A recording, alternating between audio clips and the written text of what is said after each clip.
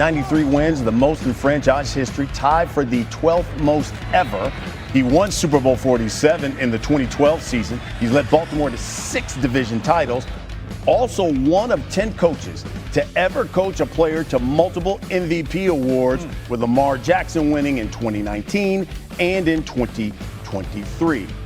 Here with Jeremy Fowler, we got Mike Tenenbaum, we got Phil Yates to help process this thing. And, Jay Fowler, I'll start with you, because can you tell us more about the why Baltimore decided to move on from Harbaugh? Because, many are going to land on what Lamar Jackson said or didn't say after that loss. Yeah, that's part of it, BC. But the people I talk to say that the message, the relationship just sort of run its course. John Harbaugh took the Ravens as far as he could, but they know they have a championship window that they're simply not maximizing. I'm told that talks yesterday were amicable, that Harbaugh was at peace with the situation, and in fact had started to think about what his second act might look like even weeks ago. So this had been building from both sides. This is about Lamar Jackson, because the Ravens know they have to maximize his window for a championship, get the best out of him.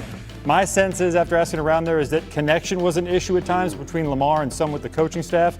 I heard Harbaugh and Lamar were mostly good, but it had just come to a point where they need a change and somebody else in his ear as well. Okay, but when you talk about the Ravens field, you talk stability. I mean, just 3 coaches in 30 years. How does this move strike you? Surprising. I think one of the good metrics that we can lean on for a team in making a decision on whether to keep or fire a head coach is, if that coach got fired, would he have interest elsewhere around the NFL, whatever vacancies are available? Every team, and according to Adam Schefter, at least one team that still has a head coach has already reached out to John Harbaugh's representation. Say whatever you want about how this season went, and I get 3-6 at home, some embarrassing losses this year for the Ravens. This is the team that came into this season with legitimate Super Bowl expectations and has won the Super Bowl under John Harbaugh's watch.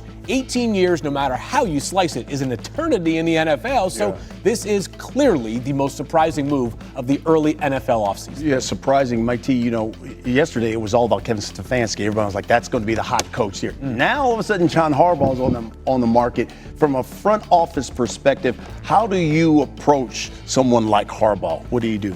Well, if you have a coach, you have to be surgical, Brian, because what you don't want to have happen is, if you reach out, and as Field alluded to what Adam Schefter reported, that, hey, we may have interest in John Harbaugh. Well, wait a second, you have somebody currently employed. So if you're putting out feelers, you may be thinking that's an opportunity, but now you're creating another problem. If I'm one of these teams here that's currently looking for a coach, those 6 teams, obviously not the Ravens, I am trying to sell him on a vision of, this is a massive reset for us, a great opportunity to get you, and we want you to come in and do what you did for Baltimore, obviously not for another 18 years, but we're going to empower you to start completely over. And I think if you're John Harbaugh, that's music to his ears, the ability to build a program from the ground up in his vision. Okay, so I guess, Jeremy, what teams are emerging as early leaders? You heard a lot about the Giants, you've heard a lot about the Falcons. What are you hearing? Yeah, so I just checked in on this. I was told John Harbaugh has not set his interview schedule yet of how he's going to proceed. He's going to actually take his time a little bit, because remember, there could be jobs that potentially still open. We look at Tampa Bay, Miami. I don't think they're going to open, but if they see Harbaugh as a possibility, would they make a switch? Buffalo, if they lose in the first round.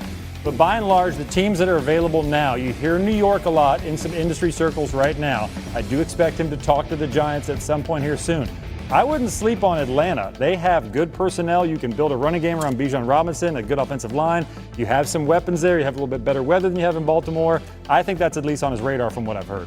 What do you think? What do you think is the best move for Harbaugh? I'll be honest with you. I was not yet considering teams that still have an active NFL head coach. If things change there, I might adjust this answer. But I'll go with the New York Giants, a team that it seems like the selling point is pretty clear. A lot of people believe this is a decent nucleus of talent. More importantly, they got a quarterback in place here, right? And John Harbaugh, as we know, arrived in Baltimore as a special teams coach. He wasn't an offensive guru or a defensive guru. He is the CEO of a football team who can do a little bit of everything involved with the operation. I like going to New York, where they way underperformed relative to expectations this year.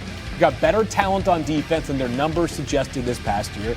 And Jackson Dart, I think this kid showed a lot of poise this season under adverse circumstances. He was in and out of the lineup, but Jackson Dart has some it factor to him, and he helped this team stay in games and actually win some games that you would not have expected them to. His season debut against the Chargers. They nearly beat the Broncos in Denver. This Giants team is a little bit closer, probably a lot closer than their 30-14 record suggests. Field, you know who's closer? The Atlanta Falcons. They won 4 straight at the end. And assuming that Michael Penix comes back and he's healthy, if I'm John Harbaugh, I could go down with a young quarterback, throw the ball to that guy right there in Drake London, and hand the ball off to Bijan Robinson, who we're looking at here, guys, who is probably one of the 5 best non-quarterbacks in the NFL. If I'm John Harbaugh, I may have just improved from Derrick Henry. Look, I'm not saying Michael Penix is Lamar Jackson, but my gosh, what great skill players. And then on the other side of the ball, you just drafted Xavier Watts, you traded for James Pierce and Jalen Walker. Those are great foundational pieces. So if I'm John Harbaugh, it's obviously it's a bummer it didn't work out and retire a Raven, but what an opportunity to go to Atlanta. And assuming that it's going to be Matt Ryan calling the shots there, my gosh, if I'm Matt Ryan, you may have waited a decade in other places to get somebody of John's accomplishments. What an opportunity for a team like Atlanta. I know a lot of us can't wait to see where he ends up. We'll see.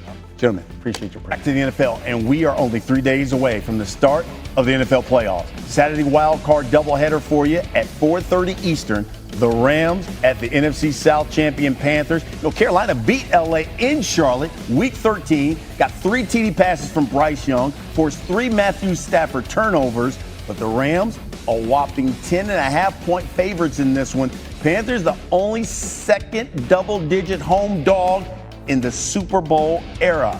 And if the last 15 postseasons told us anything, it does not look good for the Carolina Panthers. Since 2011, double-digit playoff underdogs have posted a 1-12 record. With the last win, it was the Titans over the Ravens. That was back in 2019. Now the second game, Saturday, rivalry grudge match. The nightcap, it is the Packers, the Bears. This will be the 3rd meeting this season after splitting the first 2 games, and they were in dramatic fashion. Green Bay got a pick in the final minute to hold on in week 14. Caleb Williams, yet DJ Moore, overtime bomb 2 weeks later. Here's Packers head coach Matt LaFleur on the Bears' dynamic QB, and it is new on SportsCenter. You got to be very careful when you're playing a player of his caliber in regards to what he is able to do. There's been situations, you see it all over tape, where there's no way this guy's going to get out of the pocket here. He gets out of the pocket, and then you hear that, you want to keep him in the pocket, and then he's making throws from in the pocket. So I just think he's progressed, and he's developed, and he's playing at a high level right now. Well, it looks like the Bears have found the quarterback to give them a paw up. It continues on Sunday with a triple header. You got the Bills and Jags. They're going to kick it off at 1 Eastern in Jacksonville. Well, Josh Allen finally makes a playoff without having to face Patrick Mahomes, who has beaten him 4 times. By the way, Josh Allen 7-6 in the postseason in his career. But the Jags, they've got their own hot quarterback, Trevor Lawrence. He leads the league in QBR since the start of December.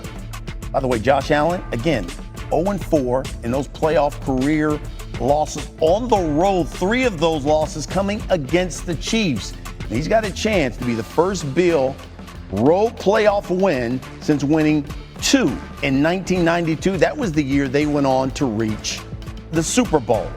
At 4:30 Eastern, you got the defending champion Eagles hosting the Niners. Philly loves that home cooking. They're 5-0 in home playoff games under Nick Sirianni. San Fran, they've gone 6-1 since Brock Purdy returned from that turf toe injury. But the one loss was the last game they had against Seattle when they scored only 3 points.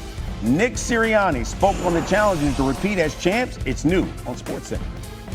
For these guys that I coach, I know for myself, it's like you play a game of pickup basketball. You don't and win the game. You don't take your shoes off and say, I'm content. I mean, we're here in this spot because you want to run it back and you want to play and compete again. That's part of the reason why you're here.